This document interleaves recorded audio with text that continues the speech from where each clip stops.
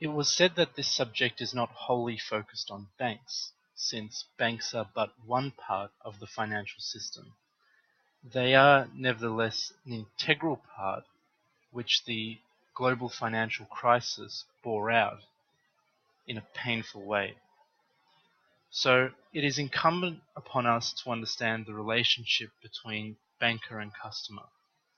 The chapters that are prescribed in your textbooks are chapters 2, Banker and Customer, chapter 5, Duties of the Banker, and chapter 6, Duties of the Customer. One of the confusions that you will encounter if you haven't read the prescribed reading already is determining the precise legal nature of the relationship between a bank and its customer. It's confusing for two reasons. First, what we call banks often do more than just banking. Banks provide many different services, including traditional banking, holding deposits, making loans, but they also provide trustee services. They hold property in their vaults and other things. The second reason is that even within the traditional banking role, what a bank is seen to be doing can be confused for one or other legal relationships. The true nature of the relationship between a bank and its customer is that of a debtor and creditor. When you go to the bank to deposit your money, you are not, as many people would believe, leaving your money with the bank. What you're in fact doing is giving your money to the bank, or to put it another way, you are lending your money to the bank.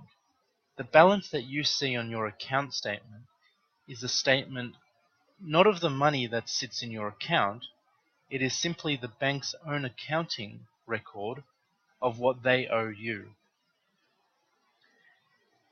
It's one thing to know what the nature of the legal relationship between banker and customer is, but it's also important to know what it's not. It is not a relationship of bailment.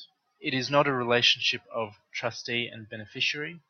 It is not a relationship of agent and principal. And so to better focus our understanding of what a debtor and creditor is, it's important to understand what these relationships are also, and to discount them from our understanding of what a bank's relationship is.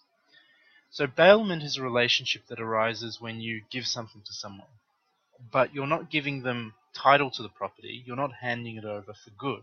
For example, when you leave your car at the mechanics to be serviced, you have physically handed over the car to them, but the car is still yours.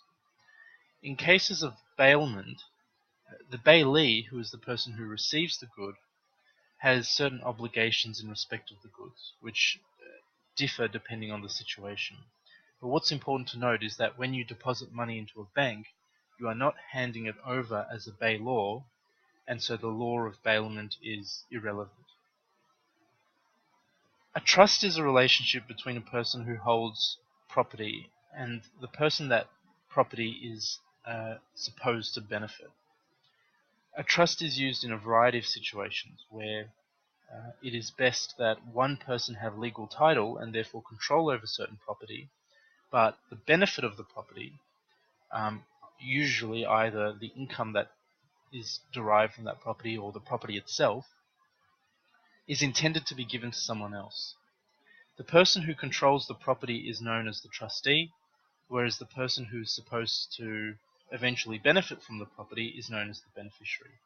But a bank, at least in its traditional role, is not a trustee of your money. And nor is the banker-customer relationship a relationship of agency. The bank is not your agent. An agent is someone to whom you have given certain authority, for example, to enter into contracts that bind you, but the bank is not an agent of its customer. That the relationship of banker-customer is properly described as a debt was first confirmed in a very early case of Foley and Hill, and I'll show you how to find Foley and Hill.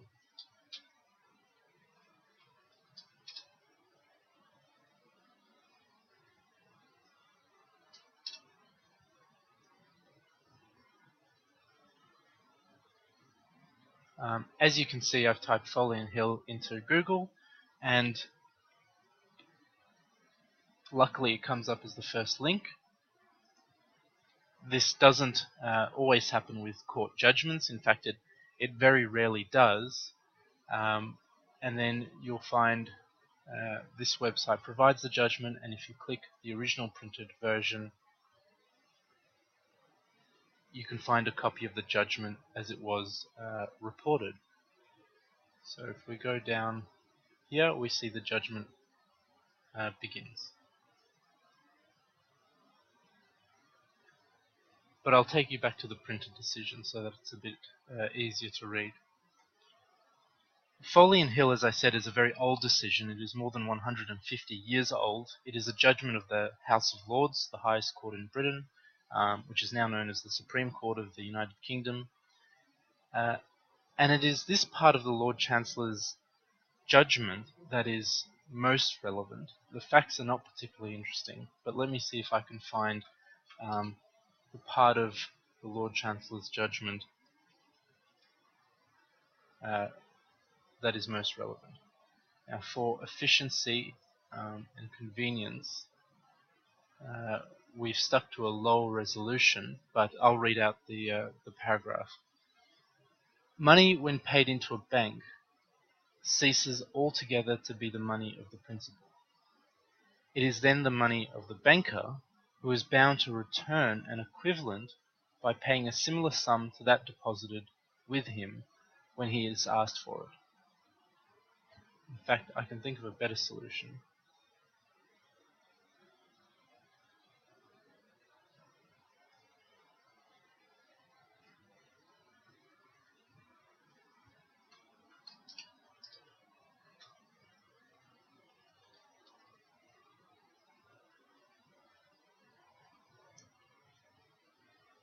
The money paid into the bankers is money known by the principal to be placed there for the purpose of being under the control of the banker. It is then the banker's money. He is known to deal with it as his own.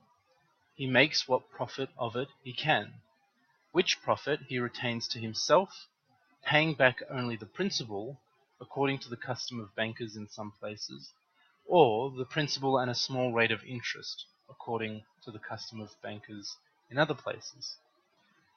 The money placed in the custody of a banker is, to all intents and purposes, the money of the banker, to do with it as he pleases.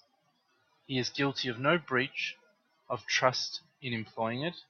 He is not answerable to the principal if he puts it into jeopardy, if he engages in hazardous speculation. He is not bound to keep it or deal with it as the property of his principal, but he is of course answerable on the amount, because he is contracted, having received that money, to repay the principal, when demanded, a sum equivalent to that paid into his hands. So you can see Foley and Hill is 150 years old, but still very readable and still quite correct. Apart from the nature of the relationship, we look at the banker's duties and customer's duties. The banker's duties are mostly concerned with secrecy and privacy. There are two key customer's duties that we also consider, the Macmillan duty and the Greenwood duty, and I'll briefly summarize these for you before you read them for yourselves. The Macmillan duty is the customer's duty to draw checks prudently, in other words, to write checks carefully.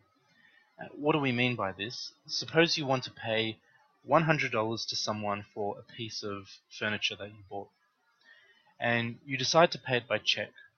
You write the check in such a way that there is a space after the dollar symbol on the check. The furniture salesman can take out a pen and add an extra zero to make it look like $1,000 instead of the $100 that you in fact wrote. And because the bank is paying the check, remember it's the bank's money, not yours, the bank will say, and the Macmillan duty says, that if you didn't take ordinary prudent measures when writing the check, like drawing a line after the dollar amount so that no other numbers could be written, then you are the one who should bear the burden for that loss, and not the bank. That is the essence of the Macmillan duty. The Greenwood duty is related but different.